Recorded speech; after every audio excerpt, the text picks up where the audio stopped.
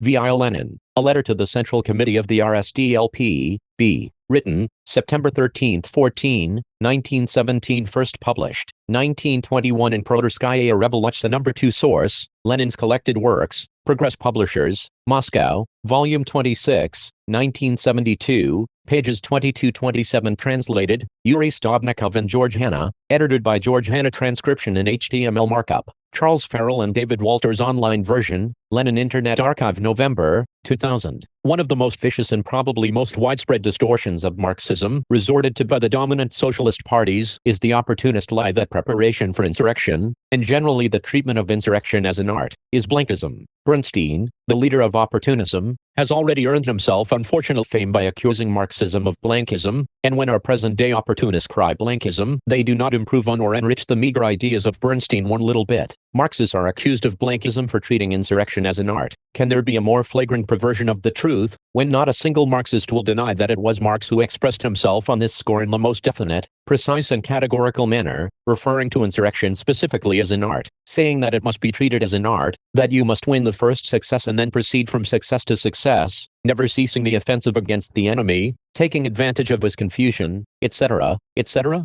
To be successful, insurrection must rely not upon conspiracy and not upon a party, but upon the advanced class. That is the first point. Insurrection must rely upon a revolutionary upsurge of the people. That is the second point. Insurrection must rely upon that turning point in the history of the growing revolution, when the activity of the advanced ranks of the people is at its height, and when the vacillations in the ranks of the enemy and in the ranks of the weak, half-hearted and irresolute friends of the revolution are strongest. That is the third point. And these three conditions for raising the question of insurrection distinguish Marxism from blankism. Once these conditions exist, however, to refuse to treat insurrection as an art is a betrayal of Marxism and a betrayal of the revolution. To show that it is precisely the present moment that the party must recognize as the one in which the entire course of events has objectively placed insurrection on the order of the day, and that insurrection must be treated as an art, it will perhaps be best to use the method of comparison, and to draw a parallel between July 3-4 and the September days. On July 3-4 it could have been argued, without violating the truth, that the correct thing to do is to take power, for our enemies would in any case have accused us of insurrection and ruthlessly treated us as rebels. However,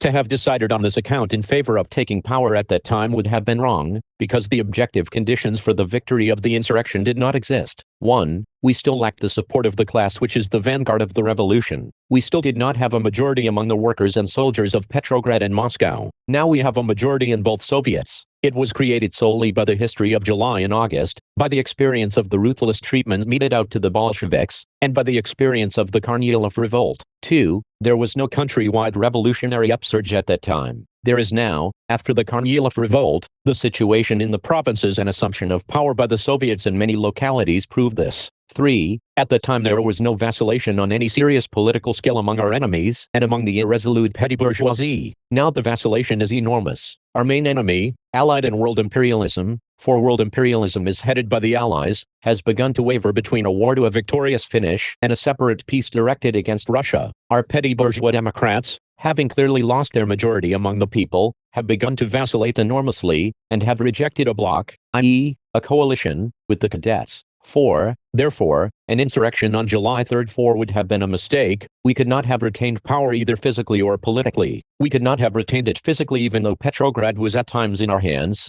because at that time our workers and soldiers would not have fought and died for Petrograd. There was not at the time that savageness, or fierce hatred both of the Kerenskys and of the Tsaretulis and Churanovs. Our people had still not been tempered by the experience of the persecution of the Bolsheviks, in which the socialist revolutionaries and Mensheviks participated. We could not have retained power politically on July 3-4 because, before the Kornilov revolt, the army and the provinces could and would have marched against Petrograd. Now the picture is entirely different. We have the following of the majority of a class, the vanguard of the revolution, the vanguard of the people, which is capable of carrying the masses with it. We have the following of the majority of the people, because Chernov's resignation, while by no means the only symptom, is the most striking and obvious symptom that the peasants will not receive land from the socialist revolutionaries bloc, or from the socialist revolutionaries themselves, and that is the chief reason for the popular character of the revolution. We are in the advantageous position of a party that knows for certain which way to go at a time when imperialism, as the whale and the Menshevik and Socialist Revolutionary Bloc as a whole are vacillating in an incredible fashion. Our victory is assured, for the people are close to desperation, and we are showing the entire people a sure way out. We demonstrated to the entire people during the Kornilov days the value of our leadership,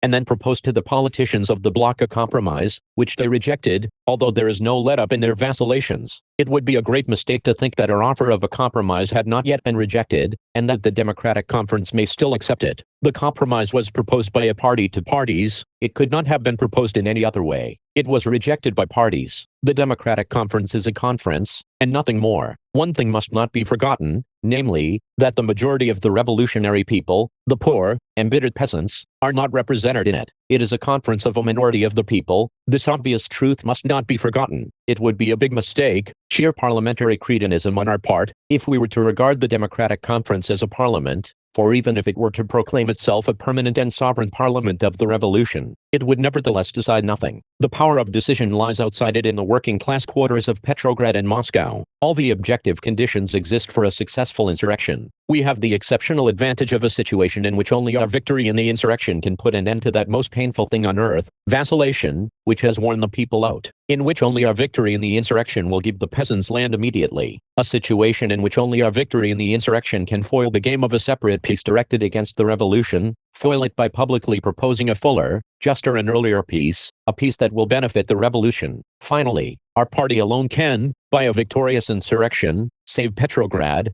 for if our proposal for peace is rejected, if we do not secure even an armistice, then we shall become defensists, we shall place ourselves at the head of the war parties, we shall be the war party par excellence, and we shall conduct the war in a truly revolutionary manner. We shall take away all the bread and boots from the capitalists. We shall leave them only cross and dress them in bast shoes. We shall send all the bread and footwear to the front, and then we shall save Petrograd. The resources, both material and spiritual, for a truly revolutionary war in Russia are still immense. The chances are 100 to 1 that the Germans will grant us at least an armistice, and to secure an armistice now would in itself mean to win the whole world. Having recognized the absolute necessity for an insurrection of the workers of Petrograd and Moscow in order to save the revolution and to save Russia from a separate partition by the imperialists of both groups, we must first adapt our political tactics at the conference to the conditions of the growing insurrection. Secondly, we must show that it is not only in words that we accept Marx's idea that insurrection must be treated as an art. At the conference we must immediately cement the Bolshevik group, without striving after numbers, and without fearing to leave the waverers in the waverers' camp. They are more useful to the cause of the revolution there than in the camp of the resolute and devoted fighters. We must draw up a brief declaration from the Bolsheviks, emphasizing in no uncertain manner the irrelevance of long speeches and of speeches in general, the necessity for immediate action to save the revolution,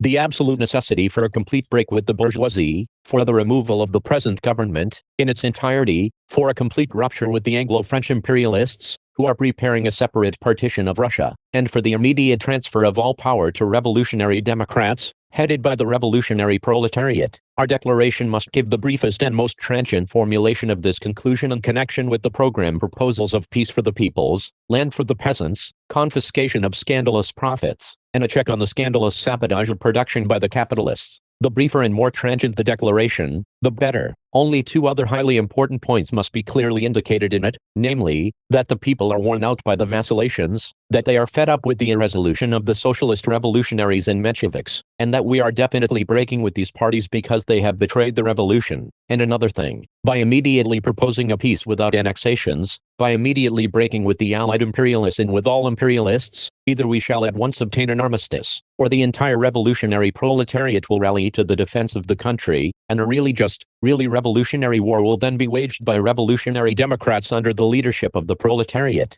Having read this declaration, and having appealed for decisions and not talk, for action and not resolution writing, we must dispatch our entire group to the factories and the barracks. Their place is there, the pulse of life is there, there's the source of salvation for our revolution, and there is the motive force of the Democratic Conference. There, in ardent and impassioned speeches, we must explain our program and put the alternative, either the conference adopts it in its entirety, or else insurrection. There is no middle course. Delay is impossible. The revolution is lying. By putting the question in this way, by concentrating our entire group in the factories and barracks, we shall be able to determine the right moment to start the insurrection. In order to treat insurrection in a Marxist way, i.e., as an art, we must at the same time, without losing a single moment, organize a headquarters of the insurgent detachments, distribute our forces, move the reliable regiments to the most important points, surround the Alexandrievsky Theater, occupy the Peter and Paul Fortress, arrest the general staff and the government, and move against the officer cadets and the Savage Division 12, those detachments which would rather die than allow the enemy to approach the strategic points of the city. We must mobilize the armed workers and call them to fight the last desperate fight, occupy the telegraph and the telephone exchange at once, move our insurrection headquarters to the central telephone exchange and connect it by telephone with all the factories, all the regiments, all the points of armed fighting, etc.